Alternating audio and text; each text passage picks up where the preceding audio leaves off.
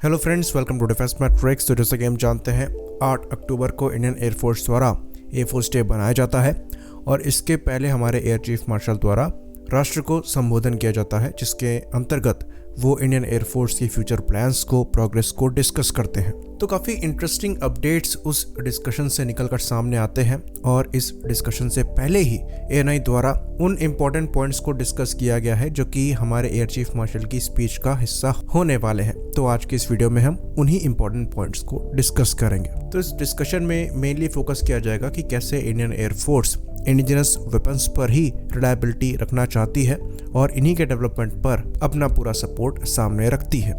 तो ये बताया गया है कि इंडियन एयरफोर्स द्वारा फ्यूचर में fighter jets, spy planes, helicopters, missiles ली जाएंगी और ये सारे इंडिजिनस सोर्स से लिए जाएंगे और इंडिजिनसली ही डेवलप्ड सिस्टम्स होंगे जो कि करीबन 3 लाख करोड़ तक का पड़ेंगे। तो ये बहुत बड़ी अमाउंट है जो कि शोकेस करती है कि इंडियन एयरफोर्स इंडिजिनस वेपन्स को ही बैक कर रही है। तो मेक इन इंडिया के अंतर्गत ये जो 3.15 लाख करोड़ के प्रोग्राम्स हैं, इनमें जो मुख्य प्रोग्राम है ये इंक्लूड करते हैं LC-13 प्रोग्राम को। तो पहले ऐसी रिपोर्ट आ रही थी कि करीबन 100 और LC-13 Mark 1A Indian air force के द्वारा ऑर्डर किए जाएंगे और अब यहाँ पर बताया जा रहा है कि total 180 LC-13 Mark 1A Indian air force procure करने जा रही है।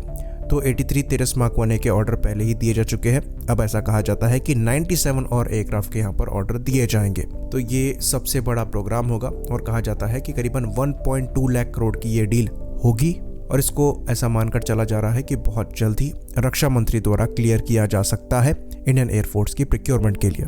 तो 3.5 लाख करोड़ में से 1.2 लाख करोड़ जो है ये LC-13 Mark 1A के प्रिक्योरमेंट में ही जाएंगे। उसके बाद अभी कुछ ही दिनों पहले एएनआई ने ही रिपोर्ट किया था 156 लाइट कॉम्बैट हेलीकॉप्टर्स का प्रिक्योरमेंट है, जिसमें से 66 इंडियन एयरफोर्स के पास रहेंगे और बाकी 90 एयरक्राफ्ट जो है ये इंडियन आर्मी के पास रहेंगे। बाकी लाइट यूटिलिटी हेलीकॉप्टर्स का भी प्रिक्योरमेंट है।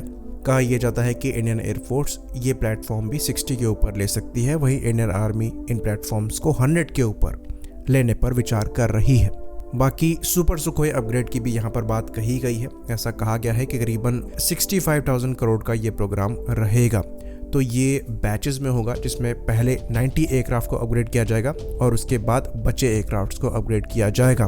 कहा यह जाता है कि इस अपग्रेड के बाद ये platform almost 5th generation fighter की कैपेबिलिटी को पोजेस करेंगे। ऑल्दो ये 5th जनरेशन फाइटर नहीं बन सकते क्योंकि फिजिकली वो डिज़ाइन नहीं है, पर एवियोनिक्स में उस स्टैंडर्ड के आसपास पहुंच जाएंगे। बाकी एवैक्स के बारे में तो हम जानते ही हैं, 6 नेत्र Mark 2 एवैक्स बनाए ही जा रहे हैं, वहीं पर 6 और नेत्र Mark 1A या फिर नेत्र Mark 1 एवैक्स जो है लेने पर विचार किया जा रहा है। साथ ही साथ आई स्टार के प्रोग्राम को हम जानते हैं कि करीबन 5 आई स्टार प्लेटफॉर्म्स जो हैं लिए जाने हैं, जिसमें से मैक्सिमम प्लेटफॉर्म्स जो हैं ये इंडिया में DRDO द्वारा ही बनाए जाएंगे और ऐसा कहा जाता है कि ये प्रोग्राम अपनी पेस पर चल रहा है। बाकी हेलीकॉप्टर्स को हम डिस्कस कर चुके हैं कि 156 लाइट कॉम्बैट हेलीकॉप्टर्स लिए जा सकते हैं करीबन 45,000 करोड़ के अमाउंट पर और उसके बाद जो इंडिया के IMRH यानी कि Indian multi role helicopters develop किए जा रहे हैं, इसको भी इंडियन एयरफोर्स द्वारा पूरी तरीके से बैक किया जा रहा है। बाकी एक इंटरेस्टिंग बात यहाँ पर कही गई है, प्रोजेक्ट कुशा को यहाँ पर डिस्कस किया गया है, जिसके अंतर्गत long range surface to air missiles को डेवलप किया जा रहा है जो कि S-400 SAM की कैटेगरी में होने वाली है। तो इसको लेकर इनके द्वारा कहा गया है कि इंडियन एयरफोर्स यहाँ भी पूरी तरीके से प्रोग्राम को बैक कर रही है और 21,700 करोड़ यानी कि 21,700 करोड़ जो है ये पहले ही क्लियर किए जा चुके हैं इस प्रोग्राम के लिए, जिसको लीड DRDO द्वारा किया जा रहा है। पर यहाँ पर प्राइवेट सेक्टर कंपनीज भी पार्टिसिपेट करेंगी और ये प्राइवेट पब्लिक सेक्टर द्वारा जॉइंटली डेवलप किया जाएगा। बाकी यहाँ पर MRSAM की बात कही गई है, जिसमें करीबन 14,500 करोड़ प्रोजेक्ट में लगे हैं।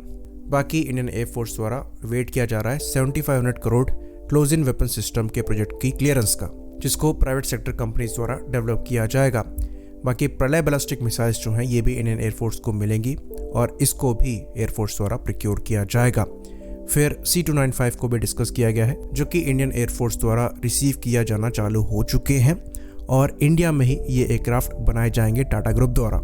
तो ये भी एक तरीके से मेक इन इंडिया के अंतर्गत ही आएगा और इसमें करीबन 22,000 करोड़ खर्च हुए हैं। बाकी STD-40 को भी इंडियन एयरफोर्स द्वारा प्रिक्योर किया जाएगा, जिसके लिए 6,100 करोड़ क्लियर किए गए हैं। तो ये शोकेस करता है कि पहले से काफ़ी बड़ा बदलाव आया है इंडियन एयरफोर्स में, और खाली यहाँ पर प्रोग्राम्स को बैक ही नहीं किया जा रहा है एयरफोर्स द्वारा, बल्कि उन्हीं पर रिलाई किया जा रहा है अपनी रिक्वायरमेंट्स को पूरा करने के लिए। तो ये बहुत बड़ा पॉजिटिव चेंज है। आई होप इन्फॉर्मेशन क्लियर रही हो। इसी बात पर इस वीडियो को हम ख़त्म करेंगे। लाइक करिए, सब्सक्राइब करिए। जय हिंद।